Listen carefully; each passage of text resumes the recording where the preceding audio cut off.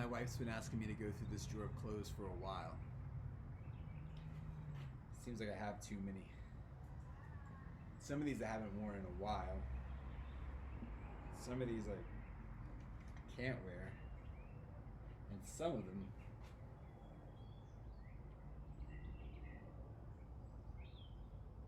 I just shouldn't wear.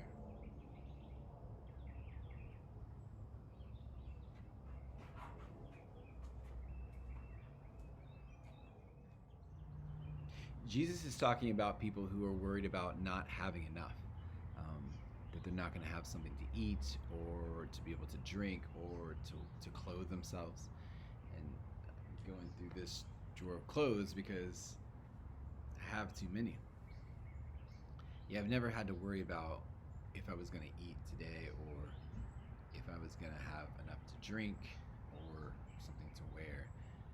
If I'm hungry, I go to the kitchen and I'll find something to eat. I'm thirsty. I have drinkable water on tap all the time. It's kind of amazing. There's always these conversations about whether or not our water is pure enough. But I was thinking that at least we can't see the worms, because my friends in Honduras said they can see the worms. A month or so ago, we talked about the idea that when we come across this word rich in scripture, we want to think about other people. We want to think about the uber wealthy, the super rich, but that maybe we should think about ourselves. We want to compare up, but maybe we should compare down. I recently did a online wealth calculator and found out that I am wealthier than 73.2% of the world's population.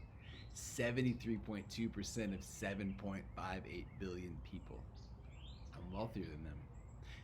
I don't feel wealthy, but I'm almost in the top quarter of the world's population, the top quarter of the wealthiest people on the planet. This guy. Maybe it would be better for us to compare down. Maybe it would be just a beneficial perspective to have from time to time. Yeah, I've never had to worry about these things. I've never had to worry about what to wear.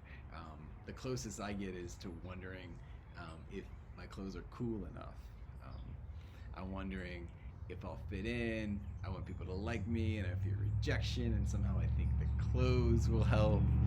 And they do sometimes, which kind of tells us how shallow the game is that we're playing, or how insecure we are, or I am, that a thin piece of cloth can determine whether I'm in or out, or at least determine how I feel about myself.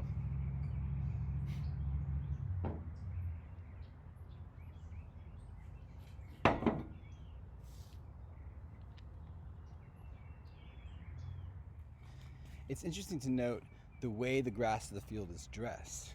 He says that not even Solomon in all his splendor was dressed like one of these. That the Father isn't stingy with the clothes he picks out for these flowers, but he lavishes his love on them. It's extravagant. He also highlights the impermanence of these clothes. They don't last. Like, he pays such attention to the detail, to the beauty of these flowers, but they don't last. They will fade, they will wither, they will die. Like your clothes. They don't last.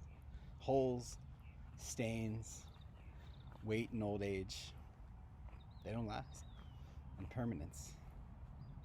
Have you ever gotten a piece of clothing, like an article of clothing you're really excited about, shoes or like a shirt, and almost immediately after getting it, you get a hole in it, or you spill something on it and the stain just doesn't come out?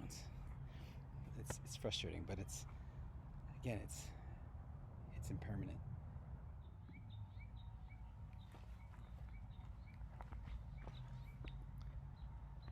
You plan the best meal, and it very quickly goes away, and you're hungry again in a few hours. You satisfy your thirst, but you're thirsty again. It's interesting how that we can't save up satisfaction, that there are needs that we have to constantly pursue. We're gonna need to eat again in a few hours. We're gonna need to drink again probably sooner. Is there something about this that is orchestrated by the Father? Does it highlight our dependence? Is our tendency to lay up treasures an act of independence, like a declaration of independence? Perhaps the whole goal is dependence. That when we find ourselves in need, we simply look to our Father. Jesus said, and he said, truly I tell you, unless you change and become like little children, you will never enter the kingdom of heaven. Didn't we talk about this last week? Laying up treasures makes me feel self-reliant, but children shouldn't have to be self-reliant, especially if they have a good father. Worry, anxiety, fear are proof that I'm struggling to be self-reliant.